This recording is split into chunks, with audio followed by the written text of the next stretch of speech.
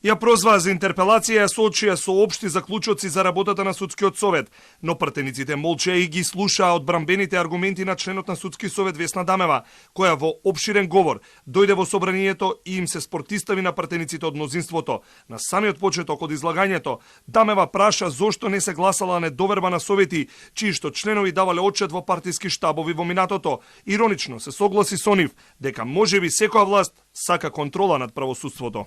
И кога се избираа суди од тефтерчињата, лично сметам дека и кај тогашната власт, исто како и кај сегашната, постоела желба да се повикаат на одговорност, затоа што верувам дека секоја власт сака да го стави под контрола судството. Но убедена сум дека било јасно, таква уставна и законска можност немало, како што нема ни денес. Барањето за гласање недоверба за Дамева е неосновано, освен што е незаконски, додека го пишувала одговорот, се обидела да најде вина кај себе и вели успеала.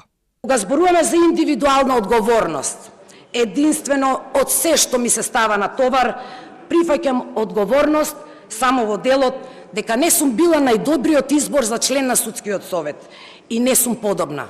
Точно е, почитувани пратеници. Не бев најдобриот избор за политички пазарења, ниту на одредени политичари од претходната власт, а не сум ниту на одредени политичари од оваа власт. Денеска собранието е резервирано за Дамева и има рок до полнок да ја добие или да ја загуби довербата од оние што ја бирале, но сепак одлучи очи во очи да се спортистави, иако нема да оди на соочување. Незината колешка Тања Чочорова-Илиевска удри уште пожестоко против барањето за незината интерпелација, освен што е групна забелешката, актот е незаконски, противуставен и е преседан во парламентарната демократија, вели Чочорова-Илиевска. Согласно цитираната одредба на Уставот, интерпелацијата во конкретниот случај према 5 членови кои што ги избира собранието како членови на судскиот совет е недозволена. Не само што не е дозволена, туку овој акт што е во случајов поднесен од страна на група пратеници, кај мене се 7 души подпишани,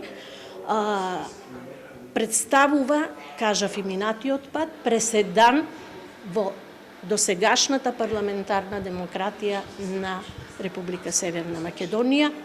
Павлина Црвенковски и Селима Адеми се изјасниле писмено до собранието и нема додатно соочување. Петиот интерпелиран член Мустафа Милјазин се уште размислува дали кога ќе му дојде редот освен писмено ќе се брани усно, но едно е известно, каков и да биде исходот од интерпелациите, 5 членови избрани во собранието одново ќе носат индивидуална одлука. Дали ќе поднесат оставки како што од нив побара и собранието и премиерот Кристијан Мицкоски. Дека ништо не навестува дека советот се ситни беше и денешната редовна седница на која присуствуваа сите 13 членови и дискутираа и одлучуваа за редовни случувања во правосудството.